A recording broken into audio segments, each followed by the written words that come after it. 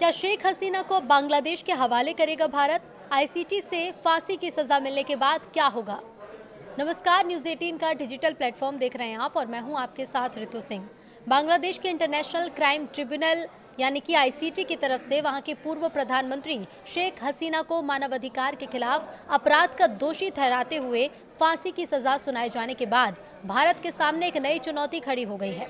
सवाल अब ये उठ रहे हैं कि क्या अब अंतर्राष्ट्रीय संधि की वजह से भारत के लिए उन्हें प्रत्यर्पित करना जरूरी हो जाएगा या फिर भारत ऐसा करने के लिए बाध्य नहीं है। अवामी लीग की मुखिया पिछले साल 5 अगस्त से बांग्लादेश में छात्रों के हिंसक विद्रोह के बाद से भारत में शरण ली हुई हैं। बांग्लादेश के इंटरनेशनल क्राइम ट्रिब्यूनल की ओर से शेख हसीना को फांसी की सजा सुनाए जाने के बाद भारत के सामने पैदा हो रहे सवालों की पड़ताल करने से पहले बांग्लादेश के पूर्व पीएम के बेटे के रुख को देख लेते हैं। हसीना के बेटे और एडवाइजर सजीब वाजिद ने इसी तरह के फैसले की आशंका के आधार पर रॉयटर्स से पहले ही कहा था कि वो मेरी मां का क्या कर सकते हैं, मेरी मां भारत में सुरक्षित है, भारत उन्हें पूरी सुरक्षा दे रहा है जैसे एक राष्ट्र प्रमुख को दी जाती है। बहरहाल ये एक बेटे की उम्मीदें हैं, लेकिन इतना तो तय है कि आईसीटी के फैसले के बहाने मोहम्मद यूनुस की अगुवाई वाली बांग्लादेश की अंतरिम सरकार शेख हसीना के प्रत्यर्पण के लिए दबाव बढ़ाने की पूरी कोशिश करेगी।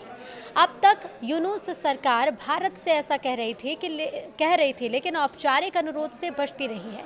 कुछ रिपोर्ट्स में विश्लेषकों के हवाले से ये कहा गया है कि शायद भारत बांग्लादेश के पूर्व प्रधानमंत्री को प्रत्यर्पित ना करे।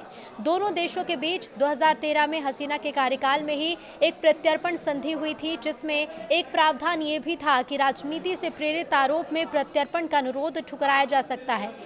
लेकिन इसी संधि में हत्या, अपहरण, बम विस्फोट और आतंकवाद जैसे गंभीर अपराध को राजनीतिक रूप प्रेरित नहीं माने जाने का भी प्रावधान है। ऐसे में कुछ रिपोर्ट के मुताबिक राजनीतिक जानकारों का ये मानना है कि हत्या और नरसंहार की दोषी होने की वजह से भारत के लिए इस आधार पर उन्हें प्रत्यर्पित नहीं करना आसान नहीं है। यही नहीं, 2016 में इस संधि में एक और प्रावधान भी जोड़ा गया, जिसके अनुसार अपराध का सबूत देना अनिवार्य नहीं है। प्रत्यर्पण के लिए एक अदालत से गिरफ्तारी वारंट जारी होना भी पर्याप्त है। अब ऐसे में एक जिला अदालत से जारी गिरफ्तारी वारंट से भी भारत के लिए चुनौती बढ़ जाएगी। हालांकि कुछ विश्लेषकों की राय में संधि में इसके अलावा भी कुछ ऐसे प्रावधान हैं जिसके आधार पर भारत बांग्लादेश के प्रत्यर्पण की मांग को ठुकरा सकता है।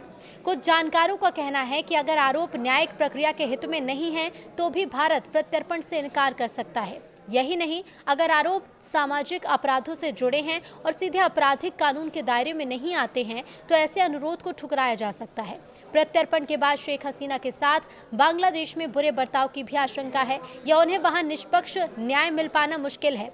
प्रत्यर्पण को इन आधार पर भी मना किया जा सकता है। भारत के पास पूर्व शिक्षा मंत्री दीपू मोनी का उदाहरण है, जिन पर कोर्ट कैंपस परिसर में भी हमला हो गया था। ये भी बताया जाता है कि औद्योगिक सलाहकार सलमान एफ रहमान को कोर्ट में पेशी के दौरान अपमानित किया गया था। अब इसे लेकर आपकी क्या राय है, हमें कमेंट करके ज़रूर बताइए।